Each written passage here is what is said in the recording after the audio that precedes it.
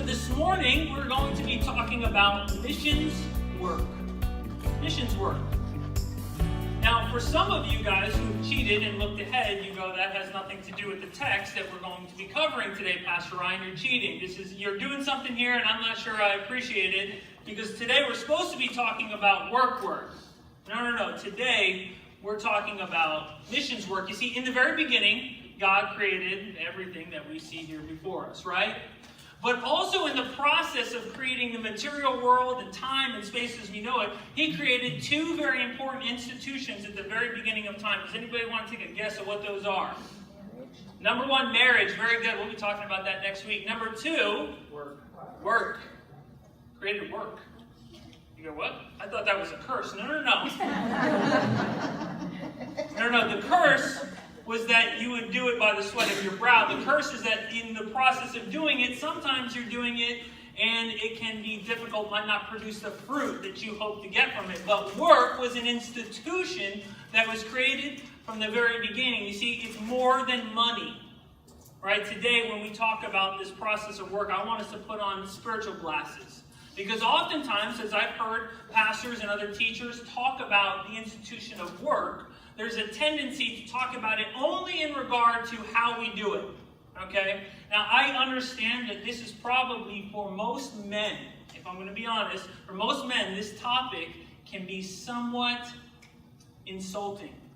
Because we all like to see ourselves as hard workers. Okay?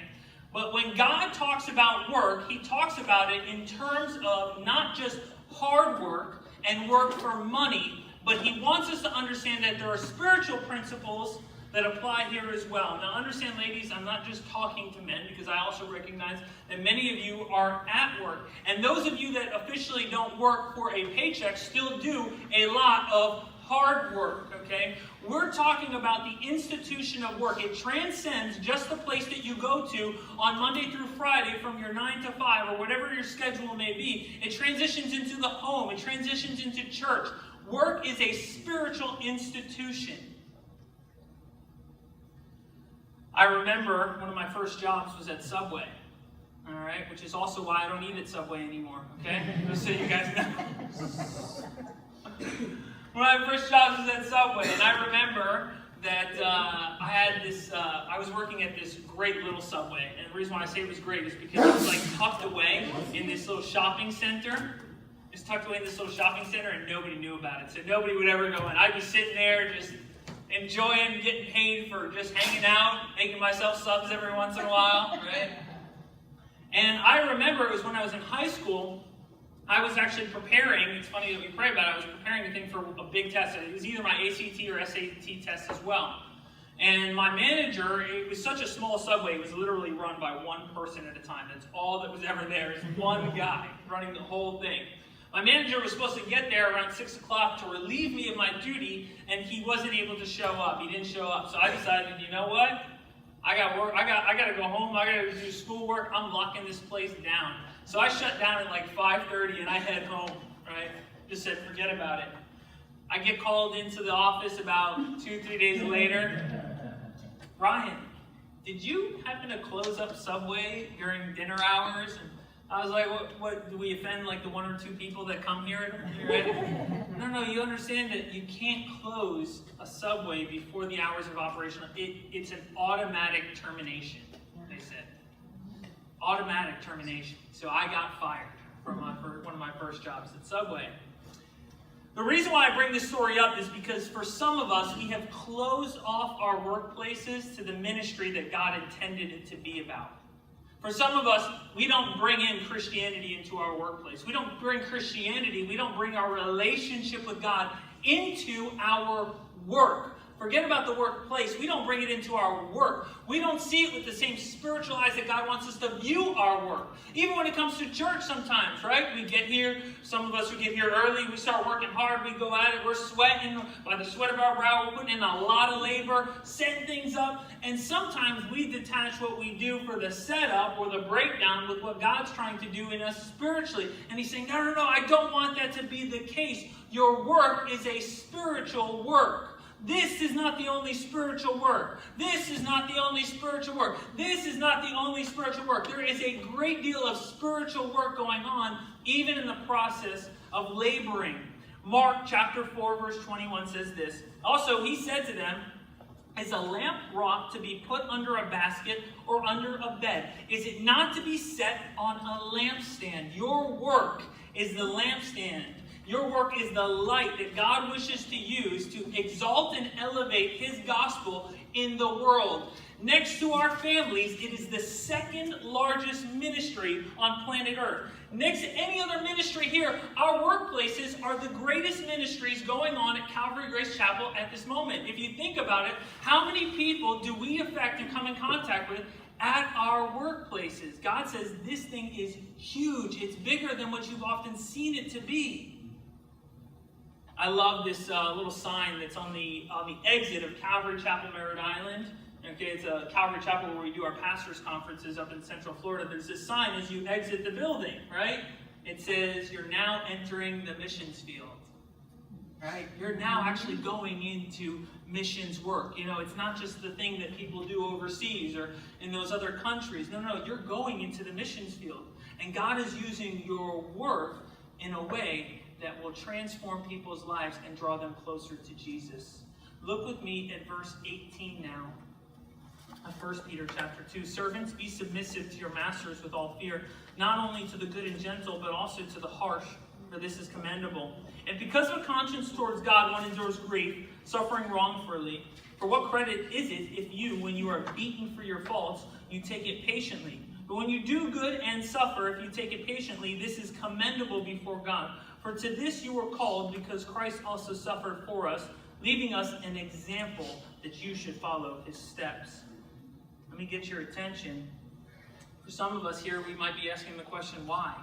Why such hard work? Why so much work? There are 3 answers for that I think we'll discover here this morning. Number 1, because God has intended for us, for our lives, to be the manual by which other people read and figure out how to do this thing called Christianity. Figure out what a relationship with Jesus Christ looks like.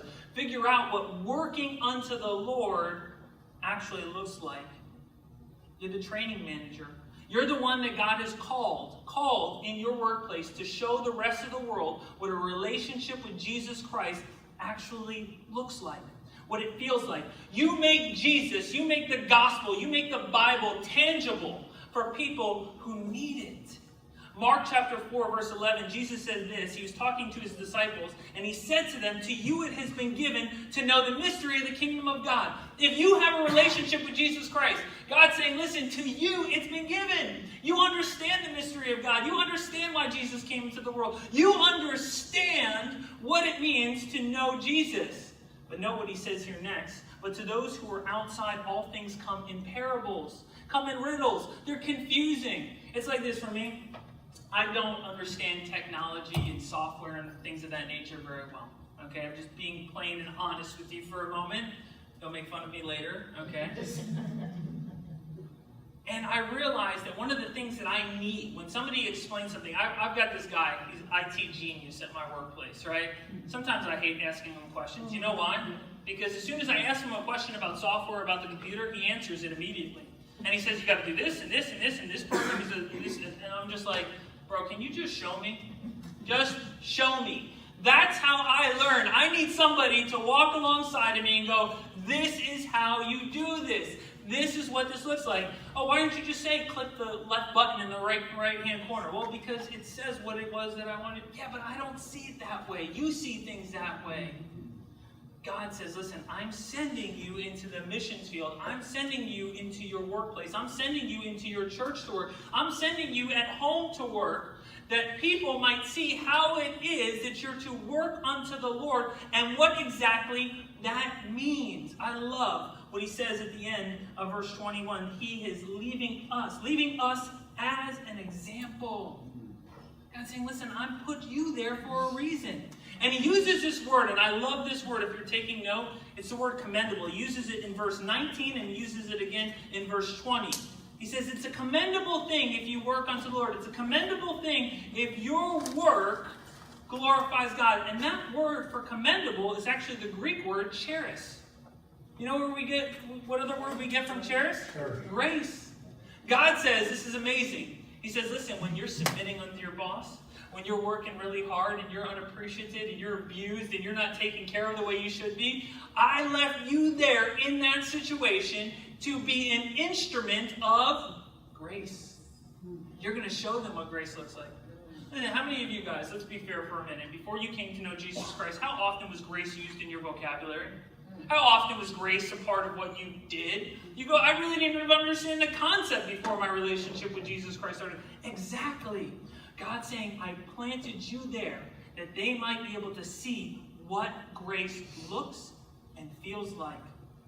Colossians chapter 3, verse 22 and verse 23 says this, Bondservants, obey in all things your masters according to the flesh, not with eye service as men pleasers, but in sincerity of heart, fearing God. And whatever you do, do it heartily as to the Lord and not to men. If you're taking note, when it says whatever you do, it's talking about work. It says, and whatever work you do it heartily as unto the Lord and not to men. Not to men also includes yourself. In other words, you're not going to work so that you can earn a paycheck, so that you can keep driving your nice car, so that you can keep having the cable package that you want. No. God's saying, I sent you to work so that you might show them what this grace looks like, that you might show them that you're not being obedient to them or to the institution. You're being obedient to who? God. God. Whatever you do, you're a tradesman, you're an engineer, you're a doctor, you work in sales, you work for yourself, you're doing it unto the Lord. It's His ministry that He's called you to. Now this is where, remember last week we talked about the yeah but theologians come into play? Yeah but Pastor Ryan, you don't have the job that I have. You don't have the boss that I have. You don't have the bills that I have. You don't have the situation that I have. Yeah, but I've got an extenuating situation or extenuating set of circumstances that doesn't obligate me to be obedient to God in this situation. God's saying, it doesn't fly that way. Let's talk honestly and openly for a second, as I think we generally do. Who is God talking to through Peter in this text? Slaves. Not the kind of people that we are, all right? You might be a slave in a certain degree, but understand this. He's talking to people that have no choice, that go and work for people that abuse them. We talked about this last week. They abuse them physically, they abuse them emotionally, they abuse them sexually. I mean, this was not the ideal work environment. 25% of the Roman population at that time was a slave. 2 to 3 million people in the Roman Empire at that time were slaves. And he's saying, listen, when you go and work for your master, I want you to remember this. You are not working for them. You're working for God. And I want you to submit unto them as you would unto the Lord, recognizing it's not them in charge. Who's in charge? It's God. I want you to be submissive to them. I want you to listen. Let them take advantage of you. Let them take advantage of you. Because I'm going to be exalted in the process of that taking place. Guys, we talk about our difficulties. If we're being honest, in America, and I think most of Christianity nowadays, has a hard time really relating to what was going on at this time. But I want us to try to empathize with the situation, if you can, for a moment. We talk about the difficulty of our workplaces. We talk about the difficulty of our bosses. Oftentimes we like to throw in that little word persecution. I am under a great deal of persecution at my workplace right now because I didn't get the raise that I thought I was due. I'm under a great deal of persecution right now in my workplace because somebody else got credit for the work that I was doing. I'm in a great deal of persecution at my church right now because I set up every single morning and nobody ever says thank you to me. Nobody ever appreciates the work that I do. It is so hard. Persecution? I remember one day, got called into the office once again at another job. I was an electrician at the time. I had a Christian boss. my Christian boss sat me down and he says, listen, I'm going to have to let you go. I'm going to have to let you go. He goes, can I tell you something? As a brother, as a Christian, I knew where he was going. And I was like, oh. You know, you're not even a good Christian. You don't go to church that often, as much as I do. You know, you're going to tell me, you know, remove the plague, brother. He says, you're a bad worker. He says, you're really not good. You show up late, you don't work hard, you take long on your lunches. He goes, you're a bad worker. It was right around the same time that I was, we were starting up Calvary Chapel, Wellington at the time with Pastor Jim. There was an elder in the church by the name of Steve Dunkel. He was serving here for a little while. He pulled me aside and he said to me on one Wednesday evening, he says, listen, you're a great teacher. You are a terrible servant. Great teacher, you do horrible at working. It's all at that time. And so at that moment, I remember God beginning to transform my way of seeing work. And I realized that in the process of it, to suffer difficulty, to go through hardship at my workplace, to still work unto the Lord, wasn't about doing it for me or for my money or for my bank account. It was about doing it for the Lord, that I may be able to stand blameless before others and go, you know what? You know why I do this? Because I love God. And because I love people, and I want to see people come to know Jesus, and I want them to see the gospel, not just hear it and be annoyed by it. Some of us are real big annoyances at work, and it has nothing to do with the fact that you talk about Jesus. It has everything to do with the fact that you talk about Jesus and you're a terrible worker. I mean, let's be honest for a moment. I've heard, listen, at my current company, which is owned by a Christian, get anxiety every time my boss tells me that a person from his church is going to start working for us. Every single time. You know why? Because I immediately start thinking to myself, this is ministry. This has nothing to do with work. This is going to be me spending time with somebody who doesn't want to work hard. Lord, get me through it. Guys, listen. I don't want this church to be that way. I want us to see our workplace as a mission field. And even when it is difficult, to be reminded of this very fact that God has called us to that difficulty, that we might shine bright for His glory and kingdom. Look with me at 1 Samuel chapter 18. 1 Samuel chapter 18. Let's see what persecution looks like for a moment. We're going to pick up in verse 10. And it happened on the next day that the distressing spirit from God came upon Saul. And he prophesied inside the house, so David played music with his hand, as at other times, but there was a spear in Saul's hand. And Saul cast the spear, for he said, I will pin David to the wall. Now that sounds like persecution, right? There you are serving the Lord as God has called you to, in the household of a brother who's supposed to be walking with the Lord himself, and he's got a spear in his hand, and he says, listen, I'm going to pin you to the wall, brother. And I don't think he's just talking about like the top of his shirt either, all right? And note this too, I will pin David to the wall, but David escaped his presence how many times? Twice. Which means David was crazy enough to go back again. Some of you guys are like, man, I've had a hard day at work. I've had a hard go at this, man. God's called me to this place. I know He has, but it ain't easy, Pastor Ryan. I get it. And you got to go back like David went back. This is where God's called me. This is for what God has called me to. Look with me now. Now Saul was afraid of David because the Lord was with him, but had departed from Saul. Therefore Saul removed him from his presence and made him his captain over 1,000. And he went out and came in before the people. And David behaved wisely in all his ways, and the Lord was with him. Therefore when Saul saw that he behaved very wisely, he was afraid of him. Do you see what's going on here? David has a testimony before Saul and before the people that that man walks with God, that that man knows what it means to walk with the Lord, that the Lord is with him. And what does it do? It births within Saul a fear of God. Man, I'm not messing with that guy. I'm not gonna go there with that guy. Guys, listen, you should be the person in your work that people look at and go, when they're working, they work with God. When they work unto God.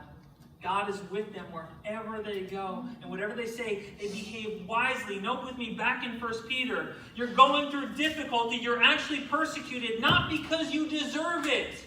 Listen, if you're getting corrected because you're doing something wrong at work, that's called correction. That's not called persecution. And if you're going through persecution, God says, listen, I want you to suffer and endure through it because that's how I'm going to be glorified in the process. I remember one day I was sitting down at a lunch. I had decided that I had reached the end of my Christianity. I was done. I was walking away. I was running away, in fact. My dad's here. He could probably tell you the story. Paul, too, if they remember this. I packed up my bags and I'm out of here. Leaving. I'm done with this thing. And I got a phone call from a guy, brother in the Lord. He's also a pastor, so I put the story. I don't want you to think negatively about him. Before he was a pastor too, guys. He calls me out to lunch. And he says, you know, Ryan, you're acting like such a baby. You're acting like this. You're acting like that. And I didn't want to hear it anymore. I was like, you know what, forget this. I'm done with this whole church thing and Christianity thing. I'm going to go do my own thing. I'm going to go live in the world, live how I always wanted to live anyways, and forget all this stuff, right? And so I'm about to finish up lunch, and he goes, if you don't stop acting this way, I'm going to blank slap you in the face. Now, there's another Christian at the table. He's a Christian too. And I said, at this point, I said, forget you. And I walked out, and I don't even think I said forget. I walked out, done. About a year later, I realized he was right. The presentation was a little bit off, but at the end of the day, he was right. God says, listen, you need to receive that. And I went back and I apologized and recommitted my life to the Lord. Guys, be the example in your workplace. Be the training manual in your workplace. Be the person, the Bible says, a wise man. It says a fool doesn't receive correction. A gentle, hey, listen, that might not be the best way of doing things. We're going to have a little meeting. Maybe I can retrain you in this. It says a fool doesn't receive that. But a wise man receives rebuke. In other words, he's wise, and somebody's coming up to him and saying, listen, I can't believe you did this wrong. And maybe 90% of what they're saying is absolutely off base and wrong, but a wise man receives it and figures out there is some bit of truth in there that I need to apply to my life, or at least be on guard. At least be on guard about. You know, if somebody comes up to me, you know, Pastor Ryan, you're a little prideful. Oh, I don't think I'm being prideful, but you know what? I definitely need to guard against pride. There's wisdom there. Look with me now at verse 22. Who committed no sin, nor was deceit found in his mouth, who when he was reviled did not revile in return, when he suffered he did not threaten, but committed himself to him who judges righteously, who himself bore our sins in his own body on the tree, that we, having died to sin, might live for righteousness, by whose stripes you were healed. One of the other reasons that God has sent us into work, or to be about work and working unto him, is because he has built us for it.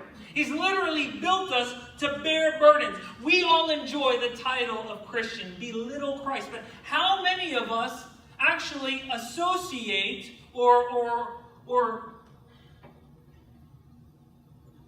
how many of us actually enjoy the part about dying to ourselves?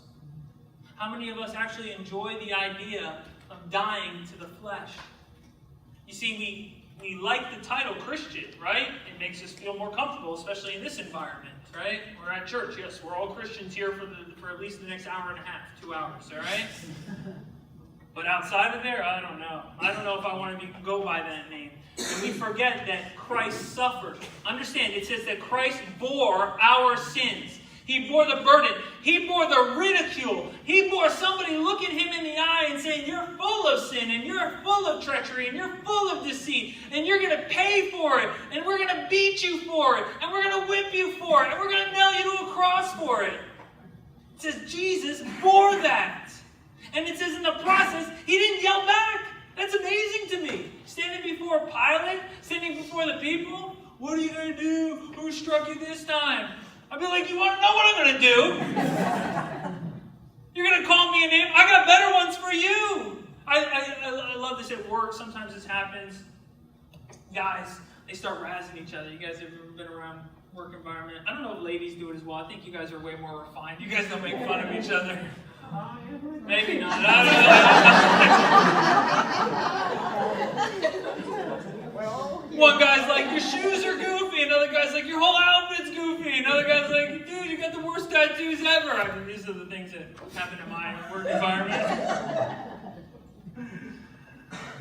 It's like being back in middle school some days. Like, remember when you used to say, like, your mama jokes and stuff like that? Like, your mama's this, your mama's that. Jesus didn't revile back. Not a single word came out of his mouth. And if anybody was able to and be right in the process, it was Jesus. When he was going through difficulty, when he was going through persecution and real abuse for having done absolutely nothing wrong, he didn't strike them down dead. It's amazing. I would have thought that would have been a good miracle, right? Yeah, I'll still go to the cross and watch this. Boom. Just remember that, guys, for later. We take it personally. We go to work and we go through difficulty and we now internalize it and we begin to take it personally. Who are they to tell me? Well, I thought you were a dead man walking anyways, right? You died to self. I mean, what kind of rights, when did dead people become so prideful? Right? When did dead people start caring so much about what other people are saying? My boss has this reminder he likes to remind us of sometimes in customer service when you're dealing with difficult people. All right? You know how many people, they fly off the handle. They'll tell you things. They don't even know you. Never met you a day in your life. They'll say things on the phone to you that you're like, dude, is your mother around you? Like, come on. What's going on right now? It's like, man, I bet if you weren't typing that on the keyboard right now, you wouldn't be so tough, right? My boss says, listen, it's just business. It's just business. You go to work, it's just business, and not the kind that puts money in your wallet or in your bank account. It's kingdom business. Don't take it so personally. It's kingdom business God sent you there for. Matthew chapter 16, verse 24. Turn there, if you will, for a moment.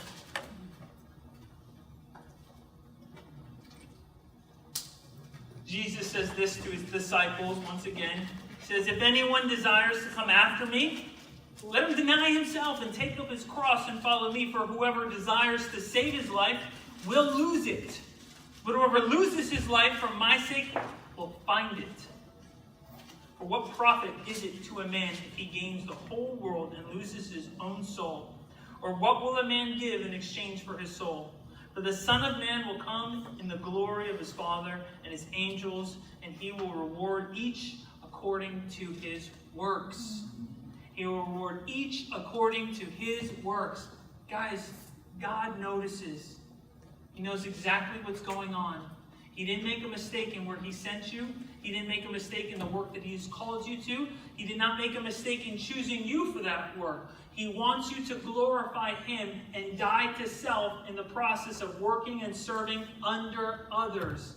Not with the intention of gaining something, but with the intention of glorifying God. It says here, back in 1 Peter, he committed himself to him who judges righteously. Jesus committed himself to the Father. And he says, listen, you know exactly what's going on here. You know exactly why it's happening. And I trust you fully and completely because you are absolutely sovereign. We go into the workforce. We have our Christian bumper stickers. We have our Christian crosses. We have our Christian t-shirts. We have our bracelets. We even have memorized some Christianese language. But if you really want to look like Jesus, 1 John 2:6 says this, he who says he abides in him ought himself also to walk just as he walked, to die. Because that's what you were built for. God has called you into that place, into the mission field, if you will, to die to self, that others might know life and know life abundantly through a relationship with Jesus Christ. Verse 25. For you were like sheep going astray, but have now returned to the shepherd and overseer of your souls. You know, one of the other reasons that God sends us into the workplace or into work as we know it is because it's a good reminder of our place. Our place. Inheritance. The kingdom of heaven. It's our inheritance, the Bible says. But inheritance is a gift. Not the result of our character or hard work. It is solely based on the work of Jesus Christ. It is solely based on the work on the cross. We were just as lost as anybody else is or was. There's no difference between your unsaved ways and their unsaved ways. It all disqualified us from the kingdom of heaven. It meant none of us had any possibility of getting to heaven on our own merits or our own kindness or our own. None of those things were going to be a merit or a factor. Every single one of us were lost like stray sheep. I can't help, if I'm being honest, but to understand where some of the figures, some of the people that we know about in Scripture who rebelled against the authority of others, I can't help but sympathize and even empathize with where they were at times. Because how many of us, if we're being honest, have ever found ourselves in a work situation, again, not just work for money, but in any work situation where you're bearing a great deal of the load, a great deal of the work, you're going unappreciated, and in the process, too, somebody else is getting all the credit for it, right? All the credit. You guys remember this story about Korah's rebellion? Korah's rebellion, it's in the Old Testament. This is what happens. Basically, there was a Levite by the name of Korah. Okay? He was a Levite. Moses was a Levite. Moses gets the commission, the charge. Hey, Moses, you're going to lead the people. Aaron, you and your sons, you guys are going to be the high priest. And Korah's family, you know what they got to do? They got to bear the load. Hey, we're packing up the tabernacle. Korah's people, come on, guys, let's wrap it up. Let's carry it on. We're going to the next location. And you can almost imagine Korah looking over and seeing Aaron and his sons strolling. Hey, guys, make sure that gets put up like that. Listen, I need that over there. Hey, can you? And imagine, maybe this is sanctified imagination, okay?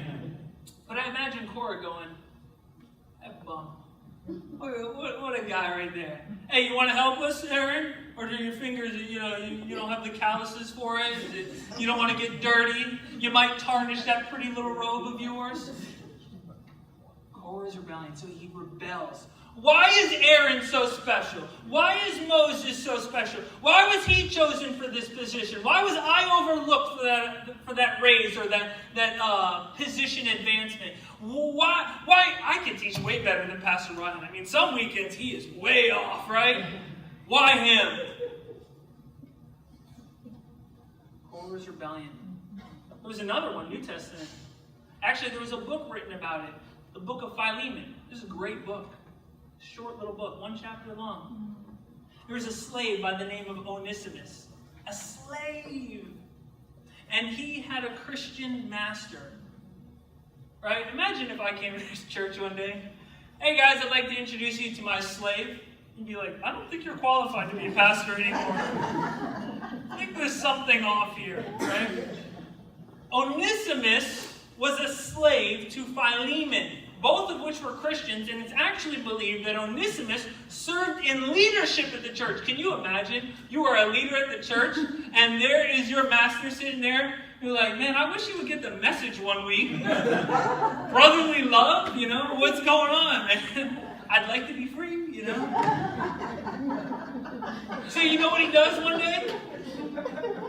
He says, forget this work. I'm out of here. Forget it. I'm free in Christ.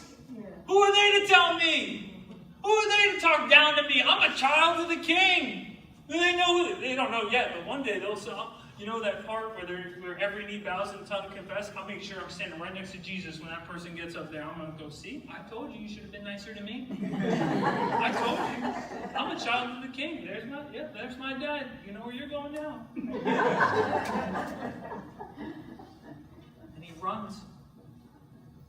And Paul, the Apostle Paul, you know what he does?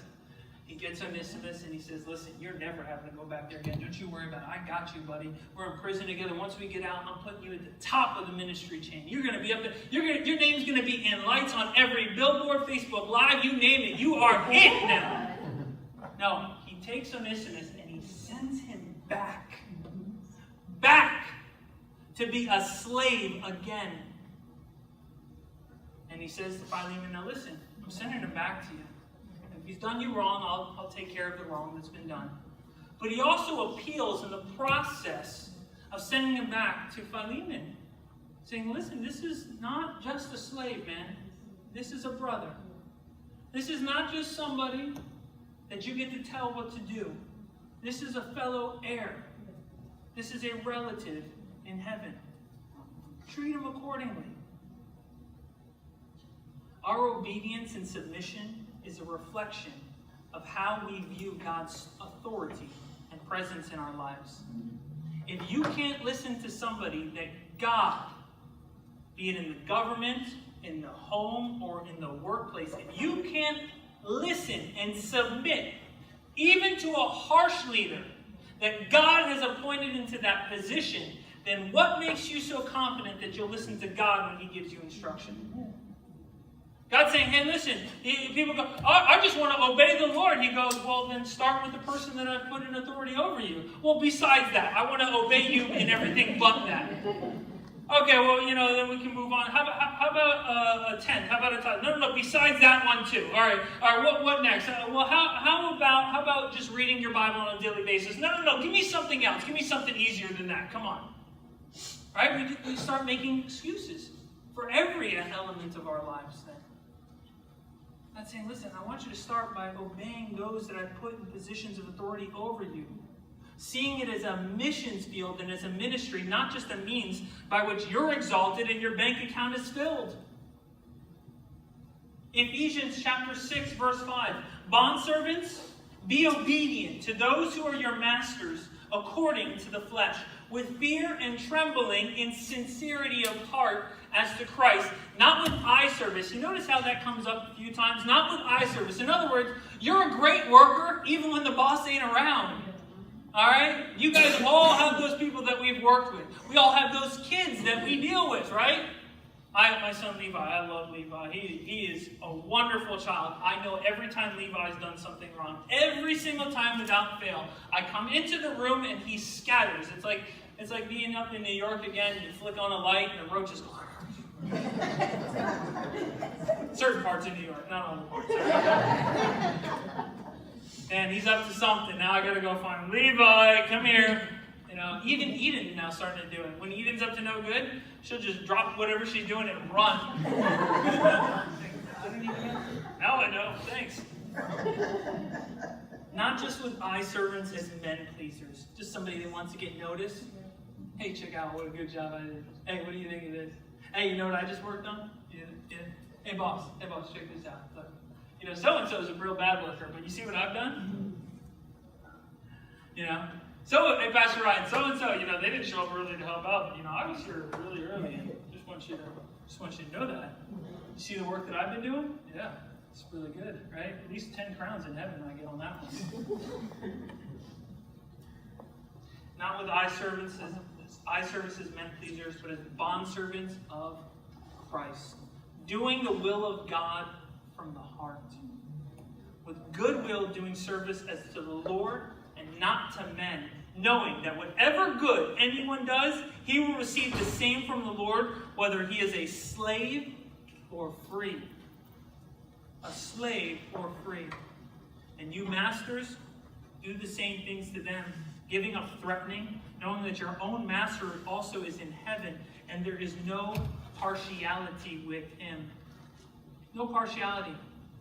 God says, listen, whatever you think you're losing, whatever self-esteem that you think you've been ripped off from, whatever recognition or thanks or raises that you think that you've missed out on because you've done what God told you to do and you're really bitter about it in the process. Whatever those things you think you've done, God says, listen, I notice, and don't worry, nobody goes unpaid in the process.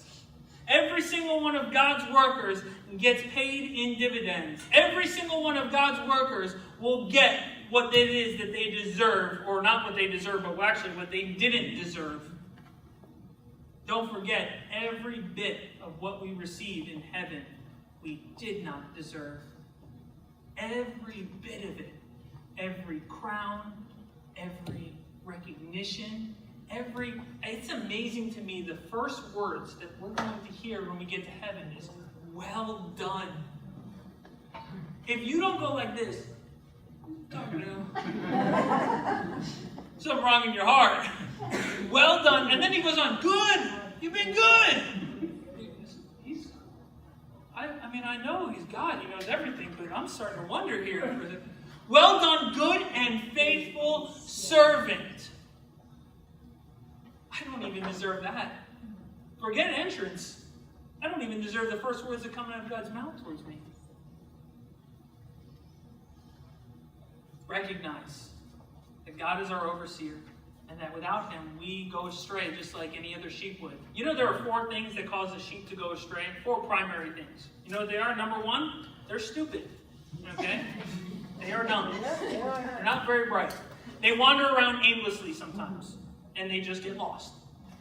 Number 2 is hunger. Hunger will drive them to go look for food elsewhere. Number 3 is because they have a tendency to just follow other people or other sheep, not knowing exactly where those other sheep are going. So there goes stupid sheep, he's wandering off. There goes hungry sheep, and the other ones just go, okay, well, I guess we're going that way now. And number 4 is fear. Something scares them. Not one sheep ever comes back without the Lord's intervention, without the Good Shepherd's intervention. Not one of them. They don't come back on their own. It requires the shepherd to bring them back. Every single one of us was a sheep that had gone astray. And God says, listen, now I'm sending you with my guidance to the other sheep to get them to start looking this way. Look over here. Look at the cross. Follow the Good Shepherd. God is sending us into a ministry. What's the name of your company? Anybody got companies that they work for? Just shout one out. Let me hear it. Total Concord Cleaning. Total Concord Cleaning? One of the greatest ministries at Calvary Grace Chapel. And Calvary Chapel, he's from Calvary Chapel, Orlando, so we'll give that to them. Calvary Chapel, Orlando is Total Concord Ministry. Calvary Grace Chapel has an underground reptiles ministry. Guys, understand. God is sending you to a ministry tomorrow or whenever your next day of work is. And he wants us to, number 1, remember our place. Number 2, bear with the sufferings and burdens that he's created us for in those places. And number 3, train those around us on how it is that we walk in grace. How it is that we follow Jesus Christ. And I'll tell you one more story and share one more verse with you, if I may. It was this week that I got an email, actually, from a very disgruntled customer, okay? And in that email, it was laced with all sorts of profanity, right? He was not happy, all right? So you can imagine how I felt when I got a phone call and somebody says, hey, Ryan, on line 2 is so-and-so. Oh, here we go. This is going to be a treat. I noticed also at the end of every single one of his emails that he let me know that he was also, he was at one point serving in the military, so he would always write retired and then give his military description. I was like, man, this guy, I'm already telling where this is going to go. So I get on the phone and I apologize. I said, I'm so sorry for your experience. I want to make things right with you. I want to show you that our company is not what you perceive it to be. And I begin, and people, some of the employees are like, why would you just let him? You see the way he talks to you. You see the way he emailed you. I mean, how dare he treat you that way? You're the manager. You are important, and he's just a bitter old man just sitting behind his keyboard cussing at people for no reason. And I get to the end of the conversation and I say, and by the way, thank you for your service. And he goes, and he's silent. I goes, yeah, I just want to thank you for your service, and I'm happy to be able to take care of you in this situation. And what happens is not only does it become a teaching experience for the customer, but guess who was watching all this take place? Everybody around me. And it just so happened on that day that I had a brother come up to me and say, hey, listen, man, I got to talk to you about ministry, because I deal with people and I invite them to church and I share the gospel. I mean, there are people in our church that I try to come out on a frequent basis, get involved and take their relationship with the Lord seriously. And they just don't listen, and they give me such a hard time, and they don't. And I said, listen, it's just business. It's just business. It's kingdom business. This is a great story I'm going to share with you. It's actually from the Gospel of Mark now. This is the last area of Scripture I want to share with you, because it blew me away in my devotion this week. Mark chapter 4, verse 35, it says, on the same day, when evening had come, he said to them, let us cross over to the other side. Now when they had left the multitude, they took him along in the boat as he was. You guys familiar with this story, right? This is the story where the disciples and the winds and the waves obey Jesus, right? I've heard the story. I don't see what it has to do with work. Here's where it applies. It says, and other little boats were also with him. Other little boats were right there around them. Now, there was one boat with Jesus and his disciples, but there were other people that were obviously around them at that time that were following or watching or seeing what was going on. And note this, and a great windstorm arose, and the waves beat into the boat so that it was already filling. But he was in the stern, asleep on a pillow, and they awoke him and said to him, teacher, do you not care that we're perishing? Then he arose and rebuked the wind and said to the sea, peace, be still. And the wind ceased, and there was a great calm. But he said to them, why are you so fearful? How is it that you have no faith? And they feared exceedingly, and said to one another, who can this be that even the wind and sea obey him? The disciples were working out this thing called faith, and they were working out their own fear in the process. And in the process of working that out, guess who was in their midst? Jesus. And guess what happened when they're out on the sea surrounded by all the other boats that were watching? Those boats went through the same storm. There was one boat that had Jesus in it. All the other boats didn't have Jesus in it. There's a scene from, I think it was like Jaws 2. You guys remember Jaws? There's a scene where all these kids are out and they're like, enjoying their summer vacation or whatever it is they're doing out on boats. And Jaws attacks and the boats get shredded. And there was one boat that somehow all the other boats were able to tie off to. And they were able to find shelter there. And they were able to escape the shark on this one giant raft or boat that they created. Guys, understand this. The Bible says that the rain falls on the just and the unjust alike. Your coworkers, the people that you interact with, the people at the grocery store, the people at Starbucks, the people who didn't do a good job serving you and because you were the master at that time, or whatever the case may be, the rain falls on the just and the unjust alike. Everybody goes through hard times. Everybody has bad days. But do you know the difference? Do you know what the difference is between those who have bad days and those who have bad days with Jesus? Their boat's not going to go under. And even if it goes under, Jesus is there with them. And even if they perish, Jesus will be right there with them. They go through everything that they go through with Jesus by their side. And that makes all the difference.